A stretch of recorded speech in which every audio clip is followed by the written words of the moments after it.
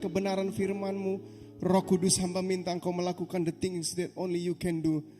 Mentransformasi, menyempurnakan, mentranslate setiap kata-kata yang keluar dari bibir mulut hamba-Mu menjadi sesuatu yang baik dan berguna bagi setiap kami yang akan mendatangkan transformasi, healing, restorasi, kekuatan, mimpi dan visi bagi setiap kami. In Jesus name kami bersyukur buat firman-Mu.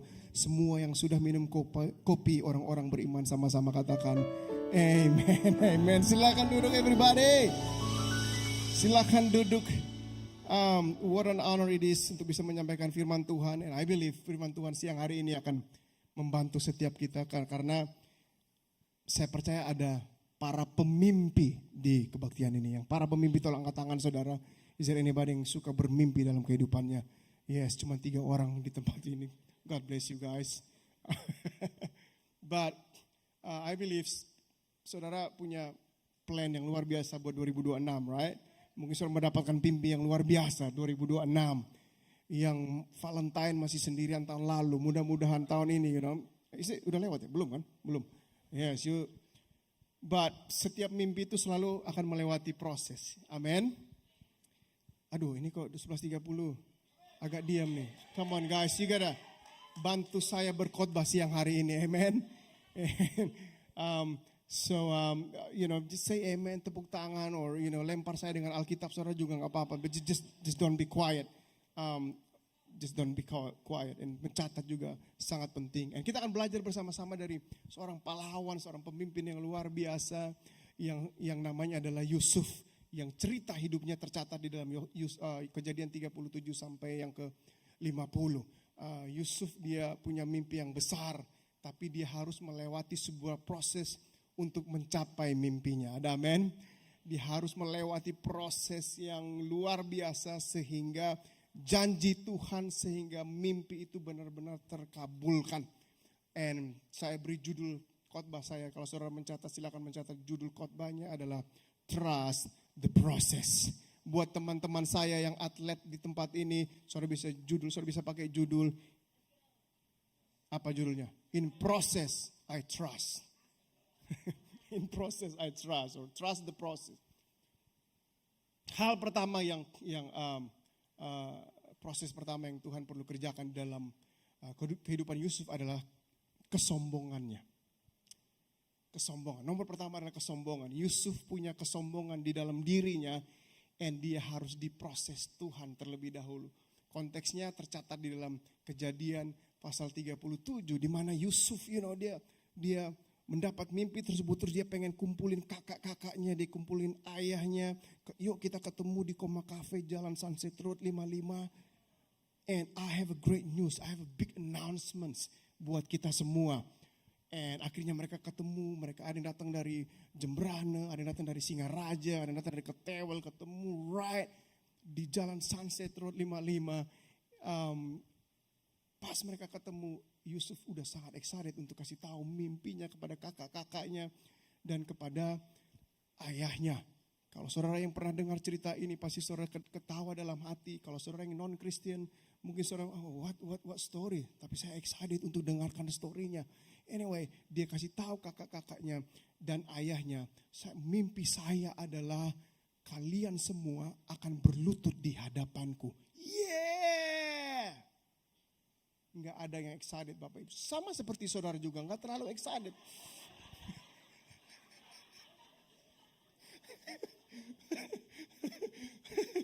I thought it's going to be excited, but it's not excited. So kakak-kakaknya mereka nggak excited. Bahkan Alkitab mencatat mereka membenci Yusuf. Ada 2 alasan kenapa mereka membenci Yusuf. Yang pertama, mereka membenci Yusuf karena mimpi-mimpinya. Yang kedua, mereka membenci Yusuf karena kata-katanya, karena perkataannya. Yusuf punya isu kesombongan di dalam dia yang Tuhan perlu proses kesombongan atau isu kesombongan tersebut sebelum dia mengabulkan mimpi tersebut bagi Yusuf. Ada beberapa kita yang Tuhan memberikan janji Tuhan, a word from God, memberikan mimpi yang besar, mimpi yang luar biasa.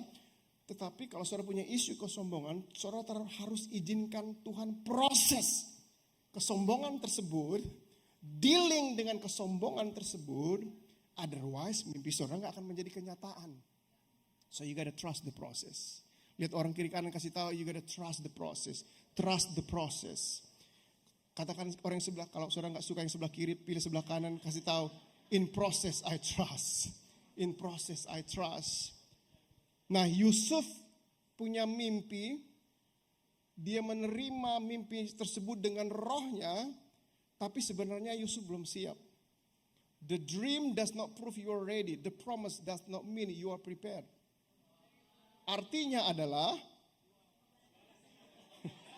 kemerdekaan itu adalah hak segala bangsa. Mimpi tidak membuktikan bahwa kita sudah siap. Janji Tuhan yang kita terima bukan berarti membuat kita juga sudah siap. Mungkin ada beberapa saudara yang telah menerima janji Tuhan, mendapatkan mimpi yang besar dari Tuhan, dan saudara punya ekspektasi bahwa Tuhan akan menjadikan mimpi tersebut kenyataan besok in 24 hours. Dan kenyataannya Tuhan belum bisa membuat mimpi tersebut menjadi kenyataan. Tuhan belum bisa mengabulkan janjinya karena saudara belum siap. Karena kalau saudara belum siap, terus Tuhan membuat mimpi tersebut menjadi kenyataan. Janji Tuhan dinyatakan. Akhirnya mimpi atau janji tersebut justru akan menghancurkan saudara, bukan memberkati saudara. Apalagi memberkati orang lain. Jadi Tuhan harus bekerja sesuatu di dalam saudara sebelum dia mengerjakan sesuatu melalui saudara. So you gotta trust the process. Saudara, izinkan Tuhan untuk memproses saudara sebelum dia menggunakan kehidupan saudara untuk memberkati orang lain, untuk menolong banyak orang. And you gotta trust the process. Saudara harus percaya, izinkan Tuhan menyatakan proses tersebut, melewati proses tersebut. Dan saya mau kasih, the good news adalah waktu Tuhan kasih mimpi tersebut, sebenarnya mimpi atau janji Tuhan tersebut, Tuhan mau melahirkan passion dalam kehidupan saudara. Dia mau melahirkan iman dalam kehidupan saudara. Dia mau melahirkan sebuah pengharapan dalam kehidupan saudara. Just because saudara menerima janji Tuhan, belum tentu you are ready, but you are ready to begin the process. Saudara udah siap untuk mulai masuk di dalam proses. You gotta trust the process. Lihat orang kiri kanan kasih tahu, I am in process. Kasih tahu lagi, I am under construction.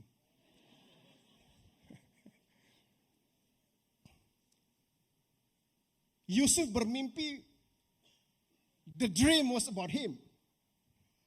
Semua orang akan berlutut di hadapanku, kakak-kakakku, ayahku, mereka akan berlutut di hadapanku.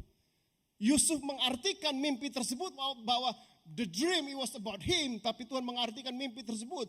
Mimpi tersebut bukan tentang kamu, tapi untuk menolong banyak orang. Makanya Kejadian 50-20 firman Tuhan berkata, kalian telah bermufakat untuk berbuat jahat kepada saya, tetapi Allah mengubah kejahatan itu menjadi kebaikan. Supaya dengan yang terjadi dahulu itu, banyak orang yang hidup sekarang dapat apa? Dapat diselamatkan. Jadi mimpi saudara itu very little to do with you, but everything to do dengan apa yang mau Tuhan lakukan di dalam dan lewat kehidupan saudara, membantu lebih banyak orang lain, melayani lebih banyak orang lain, memberkati banyak orang lain. That's tujuan Tuhan untuk memberikan mimpi yang besar dalam kehidupan saya dan saudara. Kalau mimpi itu tentang saudara, itu mimpi bukan dari Tuhan. Mimpi dari Tuhan, janji Tuhan, it's not just about you, but also it's all about menjadi berkat bagi banyak orang. Ada amin? Yes, so you gotta trust the process. Biarkan Tuhan memproses saudara. Lihat orang kiri, kasih tahu dengan mata yang lebih besar. Trust the process. A dream without process is about me, but a dream after process is all about people. Apa artinya proses? Terima kasih sudah bertanya, saya akan menjawab. A process is any moment of discomfort that could cause you to quit, but instead you press in. Artinya adalah, proses adalah setiap momen ketidaknyamanan yang bisa membuatmu menyerah, tetapi justru disitulah kamu memilih untuk bertahan dan terus maju dan melangkah maju, atau bahasa Balinya, jegas bosku. Kasih tahu orang kiri kanan, ingatkan mereka, gas bosku. Gas bosku. Masalahnya banyak dari kita yang gak suka dengan ketidaknyamanan, amen. We don't like kenyamanan. Kita cuma suka, tempat tidur yang nyaman, everything yang nyaman. Mobil yang nyaman, everything sebab kenyamanan. Kita ditawarin di mana-mana, saudara pergi, mereka selalu menawarkan kenyamanan. So we grew up kita bertumbuh dengan budaya yang seperti ini. Begitu kita mengalami discomfort, begitu kita mengalami ketidaknyamanan, kita mau lari dari ketidaknyamanan. Tapi justru Tuhan mau memakai ketidaknyamanan bukan untuk menghancurkan saudara, tapi untuk membangkitkan saudara, untuk membangun saudara, supaya saudara bisa punya karakter yang lebih baik, menjadi orang yang lebih kuat. But you gotta trust the process. Jangan quit dengan the process. Gas bosku. You gotta trust the process. Proses itu painful. Tapi I believe after process sangat powerful. Sangat-sangat powerful. Nah saya lihat generasi sekarang, begitu mereka selesai kuliah, mereka dapat pekerjaan. Datang ke gereja, tulis lagi cari kerja. 1 minggu kemudian Tuhan jawab doanya, dapat pekerjaan. Masuk kantor hari pertama, kerja 8 jam full, pulang sudah migrain. Aduh migrain pastor, aduh capek. Aduh kerjanya capek sekali pastor. Udah gitu datang telat setiap hari ke kantor. Terus bilang ke teman-teman kerja, I can run this company man.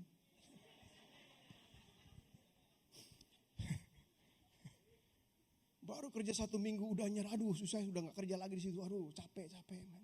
Saya butuh healing pastor, saya butuh healing. You don't need healing, you need a mean boss untuk membuat saudara menjadi staff yang lebih baik, amen.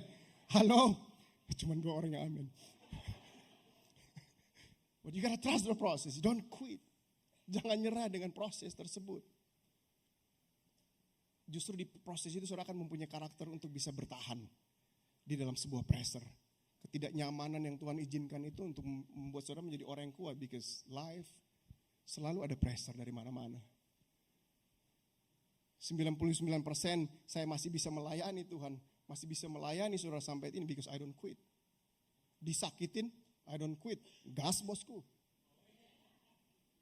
Halo? Pernah tersinggung? Pernah digosipin? Pernah diomong di belakang-belakang? Tapi saya gak nyerah. Gas bosku, that's right.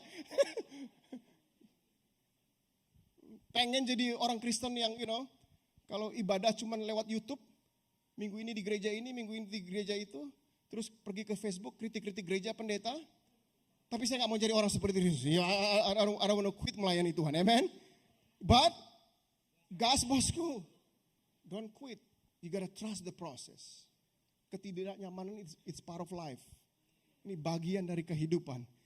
Tapi kita harus melihat bahwa bukan Tuhan izinkan ini untuk menghancurkan kita, tapi Dia mau membangun kehidupan kita, membangun iman kita. So you gotta trust the process. Nomor yang kedua yang Yusuf alamin adalah dia masuk dalam season ada di dalam sumur. Yusuf punya mimpi naik, Yusuf punya mimpi kehidupan yang naik level dari satu kemuliaan yang lain, dari strength from strength, glory to glory, faith to faith. Tetapi kenyataannya kalau saudara bisa lihat dari Alkitab ini, Bapak Ibu saudara sekalian, kemuliaan dari kemuliaan ke kemuliaan itu enggak terjadi secepat itu. Sometimes dari kemuliaan turun dulu lewat lembah, saudara digojlok, saudara dibentuk sampai saudara hampir menyerang. You complain and then baru naik kepada kemuliaan yang berikutnya. Ada amen? Yang sudah tua, yang berumur pasti saudara setuju dengan saya. Because life is not always like this, right? From strength to strength. Ketika mengalami dari kekuatan, saudara akan lemah dulu. Turun lembah lagi. Pikir habis satu lembah naik ke gunung. No. Turun lagi lebih dalam. Diproses Tuhan baru mendapatkan sebuah kekuatan yang lebih next level lagi. Because that you gotta trust the process. Tuhan harus buat Yusuf lower sebelum dia bawa Yusuf higher dalam kehidupannya dia. Kita pikir kita yang dapat mimpi and everything is gonna, saya akan ada puncak kesuksesan kehebatan saya. No, sometimes Tuhan perlu bentuk saudara di dalam lembah supaya saudara bisa kenal Tuhan lebih dekat lagi. Karakter saudara dibentuk lagi karena berkat Tuhan itu berat. Bebannya berat. Kalau fondasi karakter saudara gak kuat, justru berkat tersebut akan menghancurkan saudara. Banyak orang dipromosikan Tuhan, banyak orang mengalami kesuksesan yang luar biasa, tapi karakternya menghancurkan dia sendiri, yang menjatuhkan dia sendiri. Karena gak mau lewatin proses, karena gak mau menghadapi ketidaknyamanan. Lihat orang kiri kanan kasih tahu, trust the process. Trust the process. And sometimes saudara bekerja dengan seorang bos yang judes, yang mean. Dia itu untuk, Tuhan izinkan untuk proses saudara. Jadi jangan kutuk dia Bapak Ibu saudara sekalian. Biarkan dia memproses saudara. Sebelum Tuhan angkat saudara menjadi supervisor. Sebelum Tuhan mengangkat saudara menjadi manajer di kantor tersebut. Ada amin. Dan Tuhan perlu proses kita ada di dalam sepertinya sumur yang gelap. Sepertinya enggak kelihatan. Sepertinya Tuhan absen. Hanya karena Tuhan silence. Bukan berarti Tuhan enggak bekerja sesuatu di balik layar. Sometimes you don't see it, sometimes you don't feel it. Tapi Tuhan percaya bahwa Tuhan tidak akan pernah meninggalkan saudara. Dia akan menyertai saudara ketika saudara di paling lower kehidupan saudara. Saudara akan merasakan kasih dan anugerahnya dan hadiratnya yang luar biasa. Yang akan menguatkan saudara untuk melewati musim sumur yang gelap. Tuhan tidak pernah wasted any season dalam kehidupan saya dan saudara. Dia akan pakai season apapun untuk membentuk setiap kita. Ada amin. Yang suami dan istri di sini, Pak Sutri, listen. Saudara itu, pasangan saudara itu Tuhan pakai untuk membentuk saudara. Kadang-kadang mereka menjengkelkan, But tahulah bahwa saudara lagi dibentuk sama Tuhan. Ada amin. Oleh sebab itu yang single-single kalau pengen nikah nanti one day, dengarkan suara gembalamu. Jadi waktu masih single sekarang, sepertinya lagi di musim sumur yang gelap. Kayaknya gak ada masa depan. No. Tuhan punya masa depan yang luar biasa buat saudara. But you gotta trust the process. Amen. Jadi waktu saudara masih single, ya jadilah pribadi yang baik. It's not about finding the right person, but it's about becoming the right person terlebih dahulu. Karena Tuhan akan mengirimkan the right person to you.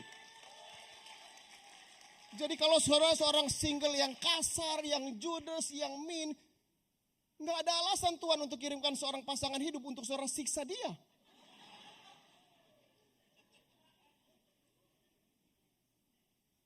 Yang sudah menikah sama-sama katakan, amen. Yeah.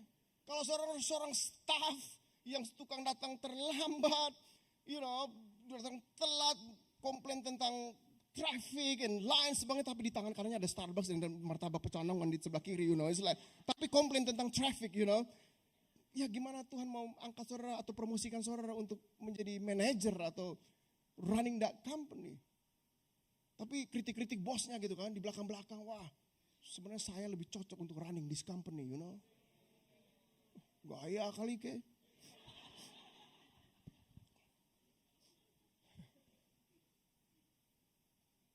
Pastor Eka, saya belum bisa kasih perpuluhan karena nanti kalau udah hasilnya lebih banyak saya akan kasih perpuluhan. No, you will not. Karena kalau saudara gak bisa mengelola yang kecil sekarang, kenapa Tuhan mempercayakan saudara hal yang lebih besar di depan sana? Saya akan kasih uang ke gereja lebih banyak lagi kalau saya udah dapat uang lebih banyak. No, you will not. Because apa yang saudara lakukan saat ini adalah the snapshot apa yang akan saudara lakukan di masa yang akan datang. If you cannot be faithful mengelola yang kecil, you will not be faithful mengelola yang lebih besar. But if you faithful dengan hal yang kecil, Tuhan akan mempercayakan hal yang lebih besar. Yusuf faithful waktu dia ada di sumur. Makanya Tuhan bisa percayakan dia waktu dia ada di istana. Gotta trust the process. In process I trust. Gas bosku. Udah kayak Fandri. You gotta trust the process. And sometimes sumur itu ada di dalam sumur yang gelap. Kadang-kadang kita berpikir bahwa sepertinya this is the end of my life. This is the end of my career. This is the end of my relationship. This is the end of my pernikahan. This is the end of my future. No. You listen, di dalam Yohanes 12 ayat 24 firman Tuhan berkata, aku menegaskan kepadamu bahwa perkataanku ini benar.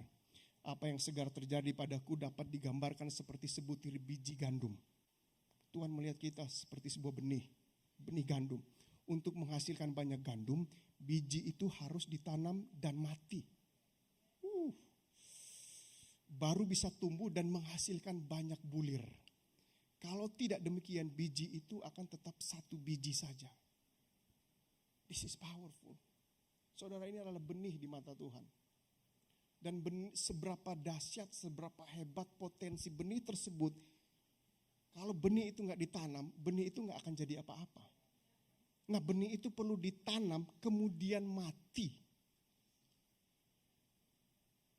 Sama lagi di musim sumur yang sepertinya it's a dead end. Sepertinya disisit. Ini disis kematian di sini.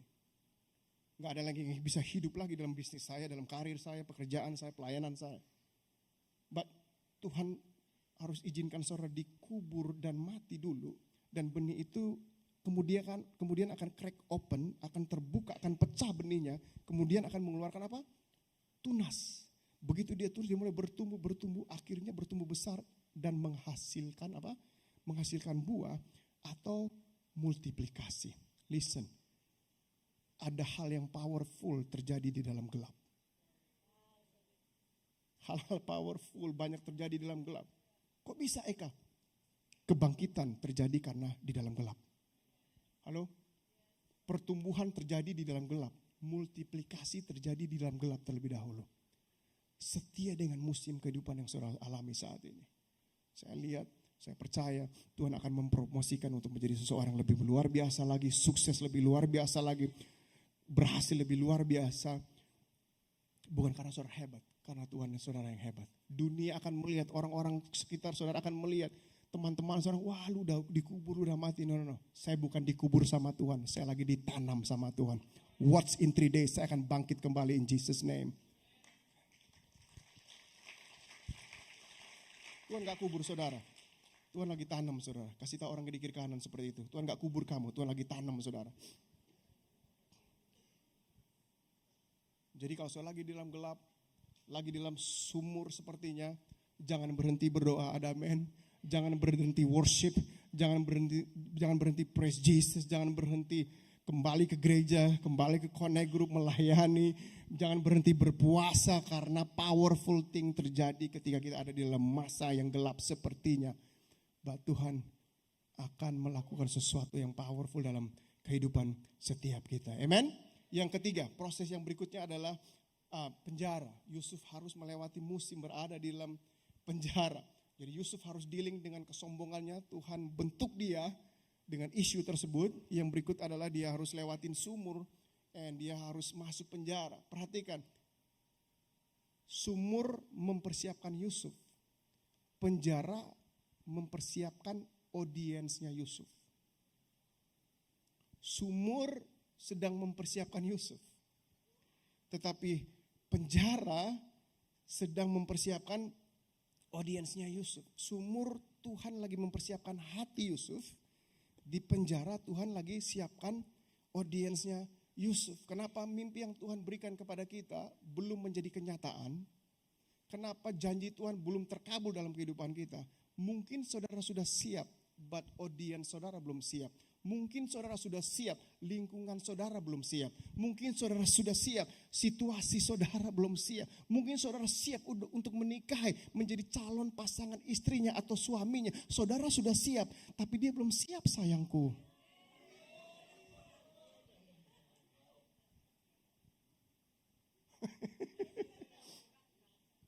Ya gak apa-apa lah kalau Valentine 5 tahun belakang masih sendirian. Siapa tahu, tapi percaya bahwa tahun berikutnya sudah ada pasangan yang tepat, ya kan? Daripada buru-buru dapat pasangan yang salah, nggak benar, ya kan? Mendingan dapat nunggu tapi nggak apa-apa. Tapi kalau bisa sebelum Tuhan datang udah dapat, ya kan?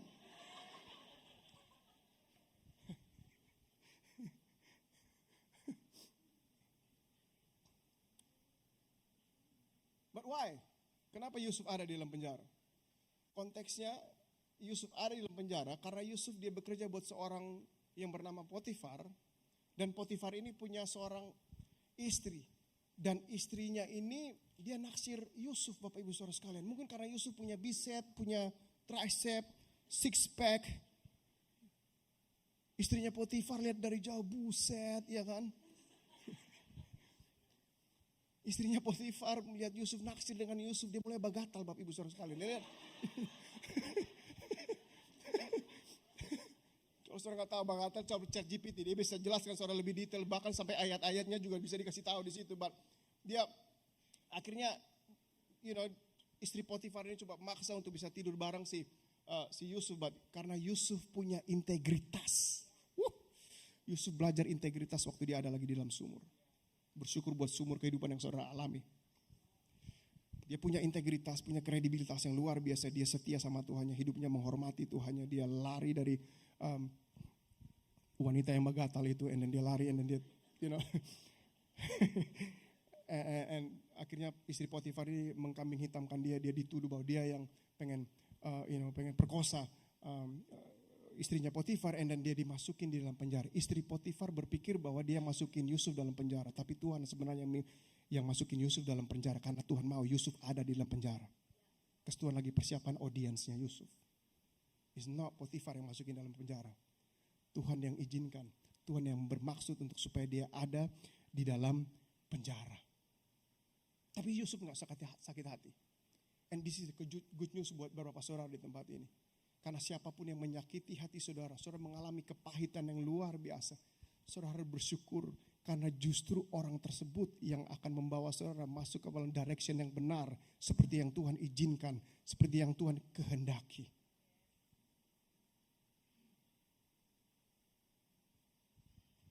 Justru Tuhan pakai orang-orang jahat ini, bawa kita masuk ke arah yang benar. That's crazy, right? Ya memang sakit hati is not easy, right? Apalagi dihianati, digosipin, ngomongin jelek-jelek, tapi justru Tuhan izinkan itu terjadi supaya kita terus berada di dalam jalurnya gitu. Supaya kita berada di tempat yang tepat, waktu yang tepat, dan ketemu orang yang tepat.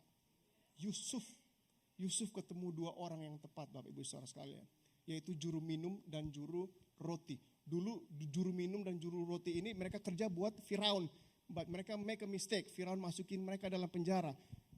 Singkat cerita, basically juru minum dan juru roti ini mereka punya privilege yang luar biasa sebelumnya.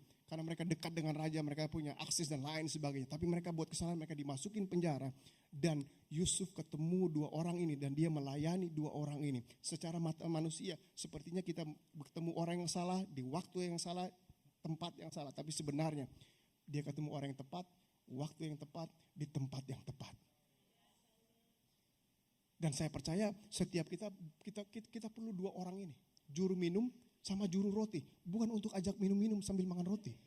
That's not my point. No. Juru minum ingat bahwa dia adalah dekat dengan raja, right? Artinya kita perlu juru minum ini karena kita perlu orang-orang yang punya akses. Kita perlu punya orang-orang dalam kehidupan kita yang bisa open doors di mana kita gak bisa buka pintu tersebut. Kita perlu orang-orang yang punya akses membawa kita ke sebuah tempat yang kita bisa masuk ke tempat tersebut bersama orang-orang ini. Dan we need this kind of people dalam kehidupan kita. Saya dan Englin punya this kind of people yang bisa connect kita kepada orang-orang yang tepat, yang bisa connect kita kepada orang-orang tertentu yang membantu kami dalam pelayanan kami, dalam kepemimpinan kami, dalam keuangan kami, dalam pernikahan kami. Kita perlu seorang juru minum dalam kehidupan kita. Yusuf perlu ketemu dengan orang si juru roti. Apa yang juru roti lakukan? Dia ambil terigu, dia ambil mentega, dia ambil telur, dia ambil air, dia taruh garam. Dia ciptakan sesuatu yang beautiful, dia masukin ke oven, keluar jadi salt bread. Yummy banget. Artinya apa? We need a mentor dalam kehidupan kita. Kita perlu seorang coach dalam kehidupan kita yang akan mengeluarkan potensi terbaik. Bahkan kita gak lihat potensi kita, tapi dia bisa ambil semua itu, dia campur dan menciptakan sebuah masterpiece yang luar biasa. We need juru minum dan juru roti. And then apa Bapak Ibu Saudara sekalian? Juru minum dan juru roti ini, mereka punya mimpi dan mereka gak bisa mengartikan mimpi ini. Mereka datang kepada Yusuf, mereka bilang, do you know how to interpret this dream? Dan Yusuf dengan tepat menerjemahkan mimpi mereka. Dan mereka sangat diberkati dengan pelayanan Yusuf. And one day mereka sudah keluar dari penjara dan mereka kembali ke Firaun, melayani Firaun. And one day singkat cerita Firaun punya mimpi. Nggak ada satu orang pun staffnya bisa menerjemahkan mimpi tersebut. Dan again dia ingat, juru minum dan juru roti ini ingat, wow, I remember someone di dalam penjara. Saya ingat saya ketemu seseorang dalam penjara namanya Yusuf. Dia bisa menerjemahkan mimpi-mimpi kami dengan tepat. I am sure dia bisa memimpikan mimpi-mimpi raja dengan tepat. Terjadi apa? Firaun panggil Yusuf. Poin saya nomor 4 adalah di istana. Firaun panggil Yusuf. Yusuf berdiri di hadapan Firaun. Singkat cerita, Yusuf menjadi tangan kanannya Firaun, Bapak Ibu Saudara sekalian. All this process kurang lebih 13 tahunan. Kedengarannya lama, sebenarnya gak terlalu lama-lama amat, ya gak? Apa yang dapat Tuhan lakukan dalam kehidupan saudara in the next 2 or 3 years, 5 years, 10 years? But you gotta trust the process. You gotta trust the process. Dari kesombongan sumur penjara sampai ke istana dan menjadi orang tangan kanannya Raja Firaun. And something yang powerful terjadi. Di tanah itu ada mengalami kelaparan yang hebat luar biasanya. Dan Raja Firaun kerajaannya menyiapkan makanan yang luar biasa bisa melayani. Jadi orang from all over the place untuk datang ke Firaun dan beli. Dan waktu itu si Yusuf yang menjadi bertanggung jawab dalam hal ini. And one day kakak-kakaknya datang. And Alkitab mencatat di awal mereka nggak mengenali Yusuf. Yusuf juga nggak mengenali mereka karena Yusuf sudah orang menjadi tangan kanan Raja Firaun. Kostumnya berbeda, rambutnya berbeda. And terakhir mereka ketemu it was 13 years ago. Dia sempat nggak mengenali, tapi Alkitab mencatat akhirnya dia mengenali mereka. Dia mengenali wajah-wajah kakaknya. And Alkitab sangat powerful. Dia mengenali mereka, tapi dia nggak ingat tindakan buruk mereka. Dia nggak ingat kejahatan mereka. Dia nggak ingat kebencian mereka. Dia nggak ingat all the terrible things yang mereka lakukan ke dia. Alkitab yang mencatat waktu dia lihat mereka, dia ingat mimpi-mimpinya. Kejadian 50 ayat 20 berkata, engkau merencanakan kejahatan, tapi Tuhan merencanakan kebaikan bagiku. Tepuk tangan yang dahsyat bagi Tuhan kita. You gotta trust the process. Waktu dilihat kakak-kakaknya, dia bukan benci mereka, tapi justru dia ingin membantu mereka, dia ingin menolong mereka. Dia nggak cari approval, dia nggak berkata atau punya spirit yang sedang menyebar di mana-mana di generasi ini. Sebuah spirit yang menurut saya ini monster yang besar yang menghancurkan kehidupan banyak orang, yaitu spirit tentang mencari approval. Dia nggak lihat mereka bilang, Tuhan lihat siapa gua, lu jahatin gua kan? No. Tapi justru dia bisa mengasihi mereka karena dia trust proses Tuhan. Saudara akan sanggup, saudara pasti bisa mengasihi your enemy, your friend enemy. Saudara pasti bisa mengasihi mereka kalau saudara trust Tuhan the process. Tapi justru mereka diberkati sama Yusuf karena power yang dia punya di istana. Istana berbicara mengenai kelimpahan, istana berbicara mengenai kekayaan, uang, ketenaran, influence. But also istana berbicara mengenai responsibility, integritas, keputusan yang benar. There is always these things yang perlu kita tanggung jawab. Berkat Tuhan bukan hanya buat saudara doang. Saudara harus bertanggung jawab dengan berkat Tuhan. Dan izinkan Tuhan proses saudara.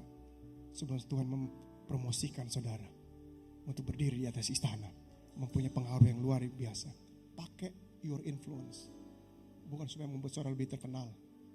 Nama Yesus semakin dikenal di dunia ini. Amen. Trust the process. Bapak di surga,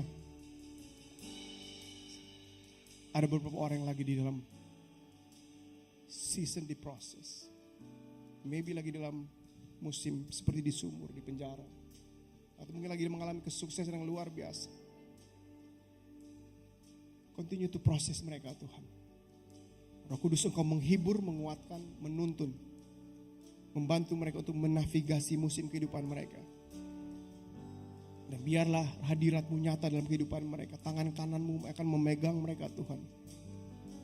Keluar dari lembah, membawa mereka dipromosikan, mempunyai influence yang luar biasa. Bukan karena kekuatan, bukan karena kehebatan mereka. Tetapi Tuhan yang hebat yang mereka memiliki dalam kehidupan mereka. Sehingga nama-Mu dipermuliakan, banyak orang diberkati. In Jesus name I pray. Amen. Tepuk tangan.